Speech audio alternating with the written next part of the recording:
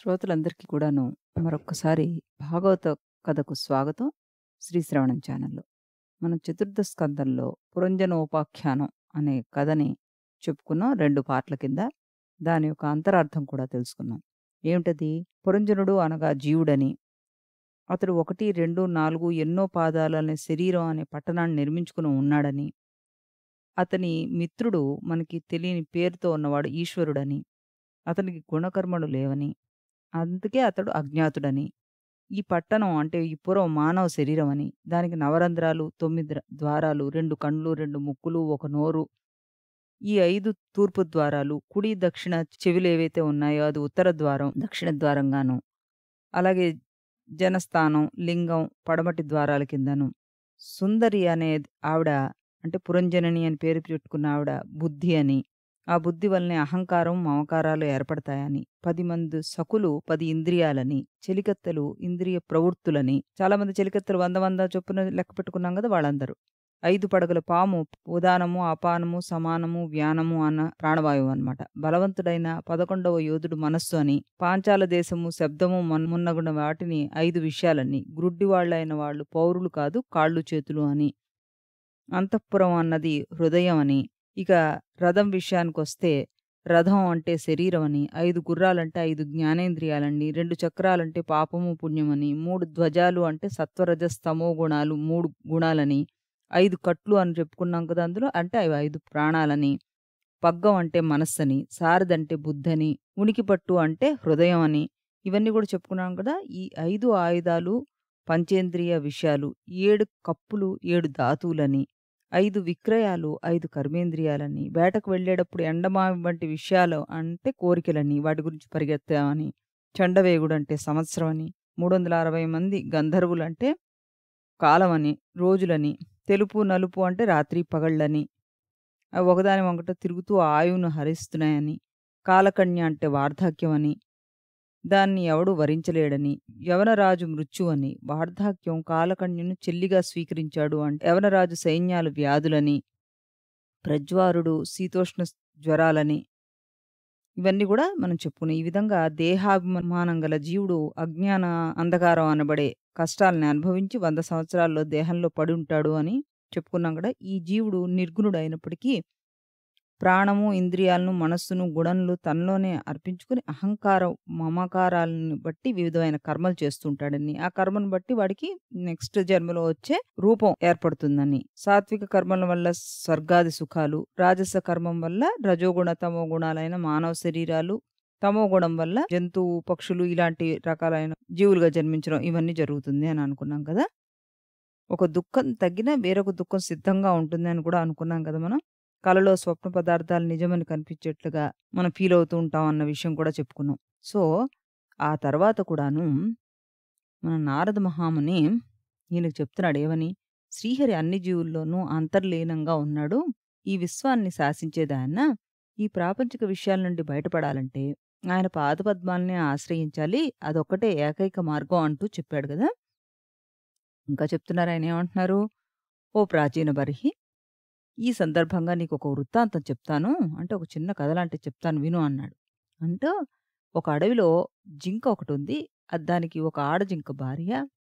ఆ మగ జింక తన భార్యతో సహా అడవిలో విహరిస్తుంది. లేత పచ్చిక చిగుళ్ళను ఆప్యాయంగా తింటుంది. వనంలో తేనె కోసం తిరిగే తుమ్మెదల ఝుంకారాలను వీనులు విందుగా వింటోంది. కానీ పక్కపొదలనే తాను ఏమారిపాటుగా ఉన్నప్పుడు తనను చంపి తినడానికి ఒక తోడేలు పొంచి ఉందన్న విషయం తెలుసుకోలేకపోతుంది. దూరంగా చెట్టు మీద కూర్చున్న వేటగాడు తన వంక వాడి అయిన బాణాన్ని ఎక్కుపట్టి ఉన్నాడు. ఏ క్షణమైనా ఆ బాణం తన గుండెలో గుచ్చుకుంటుంది అని ఆ జింకకు తెలియట్లేదు. జీవుడు ఈ జింకతోటే సమానం. అదే పరిస్థితిలో ఉన్నాడు. జీవుడు కూడా సంసారంలో పడి భార్యతో సుఖజీవనం చేస్తూ ఉంటాడు. అన్ని రకాల సుఖాలు అనుభవిస్తుంటాడు. రుచి రుచిగా తింటూ ఉంటాడు. అన్ని రకాలు చేస్తుంటాడు. కానీ ఎప్పుడో అప్పుడు మృత్యువాత వేటగాడి రూపంలో తన మీద వస్తుందని ఆయన, లేదా తోడేలులాగా తన్ని ఆయుష్ క్షణక్షణం హరిస్తూ ఉంటుందని తెలుసుకోలేకపోతున్నాడు. ఓ రాజా, నీవు కూడా ప్రస్తుతం ఆ జింక ఉన్న పరిస్థితిలోనే ఉన్నావు. కాబట్టి జాగ్రత్తగా ఉండు. పరమాత్మ యందు చిత్తాన్ని లగ్నం చెయ్యి. ఈ కర్మకాండల మీద, యజ్ఞయాగాల మీద, వ్రతాల మీద ఆసక్తి వదిలిపెట్టు. కామ కోరికలతో నిండిన గృహస్థాశ్రమాన్ని వదిలిపెట్టి పరమాత్మని యందు దృష్టి నిలుపో, విముక్తి దొరుకుతుంది నీకు" అంటూ ప్రాచీన బర్హి జ్ఞానోపదేశం చేశాడు నారదుడు. అప్పుడు నారదుడు చెప్పిన మాటలు సావధానంగా విన్న ప్రాచీన బర్హి మహారాజు నారదుడితోటి ఇలా అన్నాడు: "ఓ నారదా! నీవు చెప్పిన విశేషాలు విని బాగా ఆలోచించాను. కానీ నా దగ్గర ఉన్న గురువులకు ఈ విషయాలు ఎందుకు తెలియలేదు? తెలిసినా నాకెందుకు చెప్పలేదు? లేక నన్ను తప్పు మార్గంలో నడిపిచ్చారా వాళ్ళు? నువ్వు చెప్పిన విషయాలన్నీ వాళ్ళకు కూడా తెలిస్తే వాళ్ళు నాకు ఎందుకు చెప్పరు? ఎందుకంటే ఇప్పటిదాకా నాకు నా గురువులు ఉపదేశించిన వాటికి, నీవు చెప్పిన వాటికి చాలా తేడా ఉంది. నీవు నాకు భక్తి గురించి, జ్ఞానం గురించి, వైరాగ్యం గురించి వివరంగా చెప్పు. అన్నీ జయించావని చెప్పుకుంటా మహర్షులు కూడా అప్పుడప్పుడు ఈ మోహంలో ఎందుకు పడుతూ ఉంటారు? ఇది పక్కన అలా ఉంచండి. నాకు మరో సందేహం కూడా ఉంది.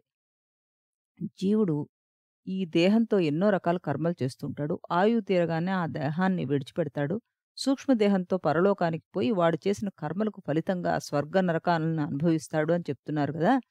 జీవుడు వదిలిపెట్టిన దేహంతోనే వాడు చేసిన కర్మలు కూడా నాశనం అవుతాయి కదా!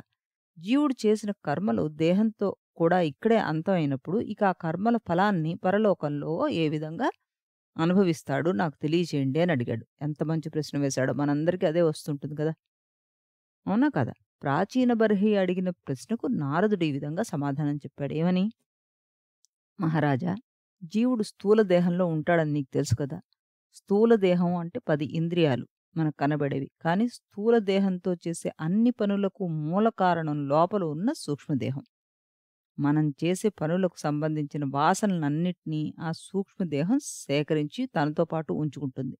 ఈ స్థూల దేహం కాలానుగుణంగా మరణించినా, సూక్ష్మదేహం అన్నది మరణించదు కాబట్టి, ఆ వాసనలతో సహా వేరొక దాన్ని ఆశ్రయిస్తుంది. మరొక దేహాన్ని ఆశ్రయించే ముందు గత జన్మలో తాను చేసిన పాపాలు, పుణ్యాలు, వాటికి సంక్రమించిన ఫలాలు స్వర్గ నరకాల్లో అది అనుభవిస్తుందనమాట. అదెలాగంటే, మానవుడు నిద్రపోయినప్పుడు దేహం, అవయవాలు పనిచేయవు. అంటే స్థూల దేహం మరణించినట్టుగా పడిపోయి ఉంటుంది. అప్పుడు లోపల ఉన్న సూక్ష్మదేహం పనిచేస్తూ ఉంటుంది. అదే మనస్సు. ఆ మనస్సుతోటి రకరకాల దేహాల్ని కల్పించుకుంటుంది. అదే నిజమని నమ్ముతూ ఉంటుంది. రకరకాలుగా పనులు చేస్తుంటుంది. సుఖాలను అనుభవిస్తూ ఉంటుంది. దుఃఖాన్ని పొందుతూ ఉంటుంది. భయపడుతూ ఉంటుంది. కలలు కనడం అంటే ఇదే అన్నమాట. మెలకువ రాగానే అవన్నీ మాయమైపోతాయి. అలాగే స్థూల దేహం మరణించిన తర్వాత సూక్ష్మదేహం దేహం స్వర్గంలో సుఖాలను, నరకాలను, దుఃఖాలను తాను స్వప్నంలో రకరకాల దేహాలతో అనుభవించినట్టుగానే అనుభవిస్తూ ఉంటుంది. అంటే స్వర్గ నరకాల్లో కూడా తాను చేసిన కర్మలకు ఫలాన్ని అనుగుణంగా దేహాల్ని కల్పించుకొని వాటిని ధరించి అనుభవిస్తుందన్నమాట.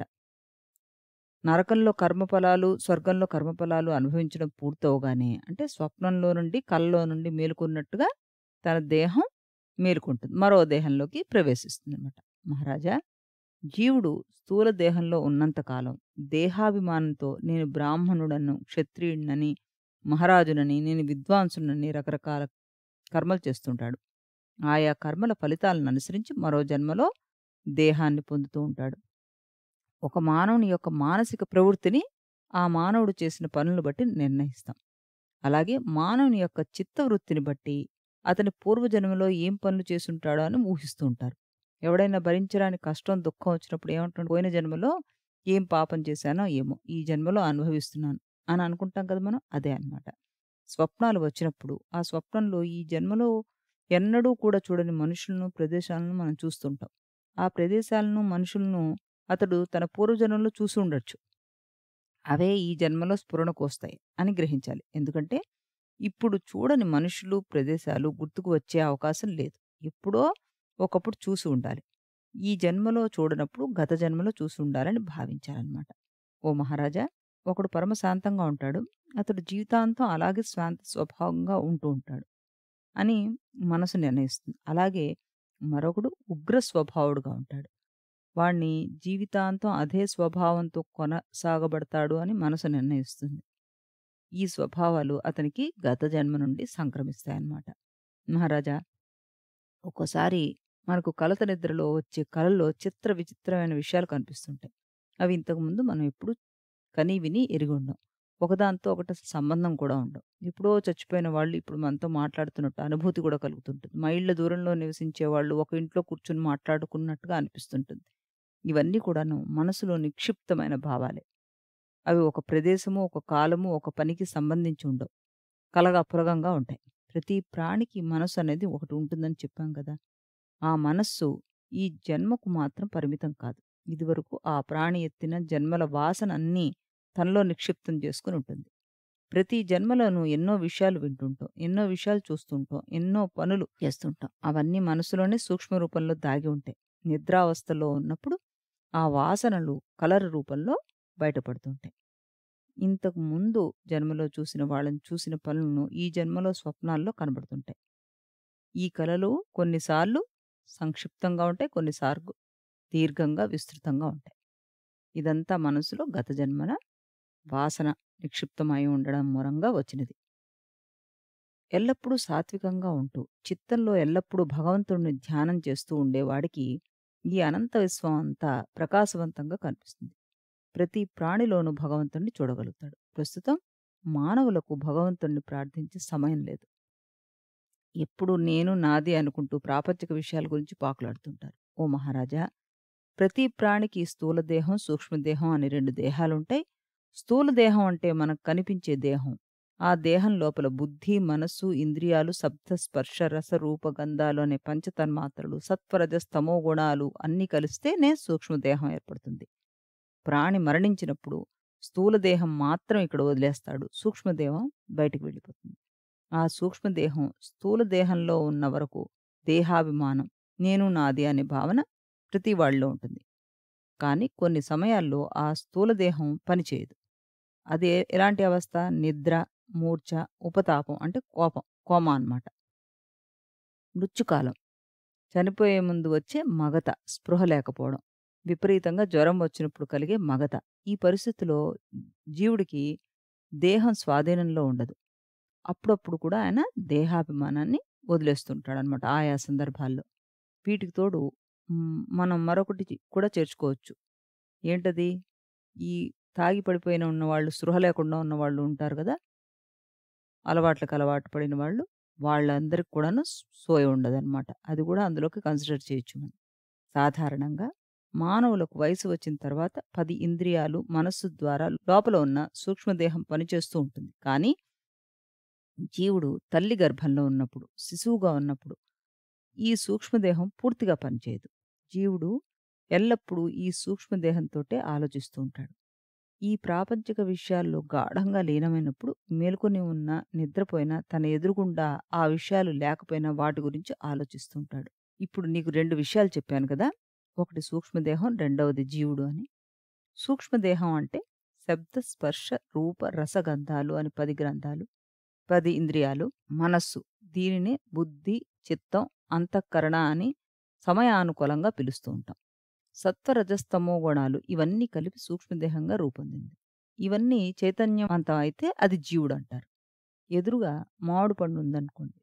తినడానికి నోరు, నాలుక ఉంటాయి. కానీ లోపల చైతన్యం లేకపోతే మామిడి పండుని తినాలనే కోరిక, అది తియ్యగా ఉందనే భావన రాదు. ఆ చైతన్యమే జీవుడనమాట. లోపల ఉన్న సూక్ష్మదేహం చేతనే జీవుడు బయట ప్రపంచంలో జరిగే విషయాలను అనుభవించగలుగుతున్నాడు. కావలసింది తీసుకోగలుగుతున్నాడు. వద్దు అనుకున్నది వదిలిపెడుతున్నాడు. ప్రాపంచిక విషయాలను అనుభవించడం ద్వారా సంతోషం, దుఃఖం, సుఖం, ఆనందం, శోకం మొదలైన భావాలన్నిటినీ పొందుతున్నాడు. మనస్సు ఈ వాసనలను తనలో నిక్షిప్తం చేసుకుని ఉంటుందన్నమాట.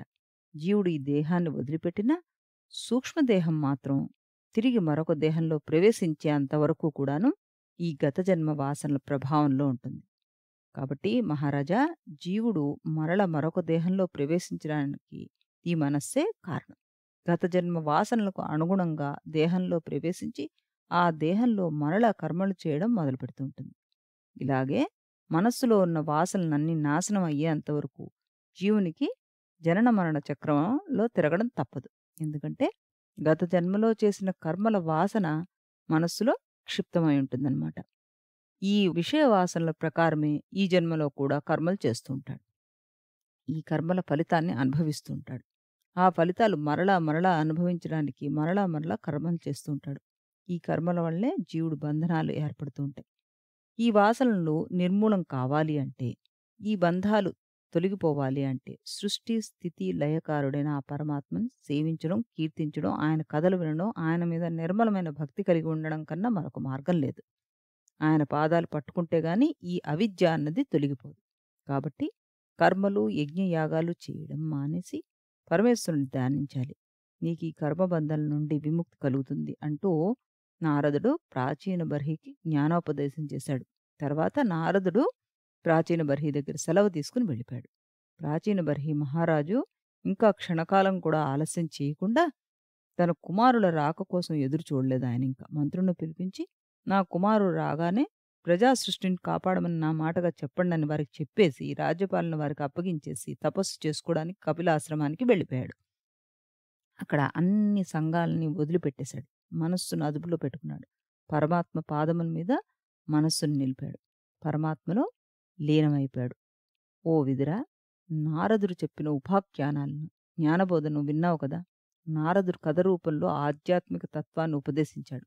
ఆ తత్వాన్ని ఎవరు చదువుతారో, ఎవరు వింటారో, మరొకరికి ఎవరు వినిపిస్తారో వారికి దేహాభిమానము, అహంకారము నశిస్తాయి. ఆ వాసన మాయమై సూక్ష్మదేహం నుండి విముక్తి పొందుతాడు. పరమాత్మలో ఐక్యం పొందుతాడు అంటూ ప్రాచీన బర్హి కథని మైత్రేయుడు విదురుడికి వినిపించాడు. విదురుడు మైత్రేయుడి ద్వారా కథ తెలుసుకున్న తర్వాత ఆయన ఎంతో సంతోషించిన తర్వాత మళ్ళీ అడిగారు, ఓ మైత్రేయ, ప్రాచీన బర్హి కుమారులైన ప్రచేతసులు తండ్రి ఆదేశంతోటి తపస్సుకు బయలుదేరారు. కాని వారికి దారిలో పరమేశ్వరుడు ప్రత్యక్షమై వారికి రుద్రగీతను వినిపించాడని, తర్వాత వారు తపస్సుకు వెళ్ళారని చెప్పావు కదా! ఆ తర్వాత ఏం జరిగింది? వారు ఆ రుద్రగీత వలన ఏ ప్రయోజనం పొందారు? నాకు వివరించండి. అయినా ఒకసారి పరమేశ్వరుడు ప్రత్యక్షమై ఈ పరమాత్మ యొక్క మహాతత్వాన్ని వినిపించిన తర్వాత కూడా ప్రచేతసులు పరమపదం లభించినట్టే కదా! మరి ఆ తర్వాత కూడా వాళ్ళెందుకు తపస్సు చేశారు? ఆ తపస్సు చేసినందుకు వాళ్ళకి ఏం ఫలితం కలిగింది? అంటూ మైత్రేయుడిని విదురుడు అడిగాడనమాట. చాలా మంచి ప్రశ్న కదా! మనకి కూడా ఈ సందేహం వచ్చుంటుంది. అవునా? మనం కూడా ఈ సందేహాన్ని తీర్చుకోవాలి అంటే రేపటి కథని తప్పకుండా వినాలన్నమాట. రేపటి కథలో మనం ప్రచేతసుల తపస్సుకు భగవంతుడు మెచ్చి వరాలు ఏమిటిచ్చాడు అన్న కథలో వీళ్ళు తపస్సు ఎందుకు చేశారన్న దాన్ని తెలుసుకోబోతున్నాం. రేపటి వరకు సెలవు.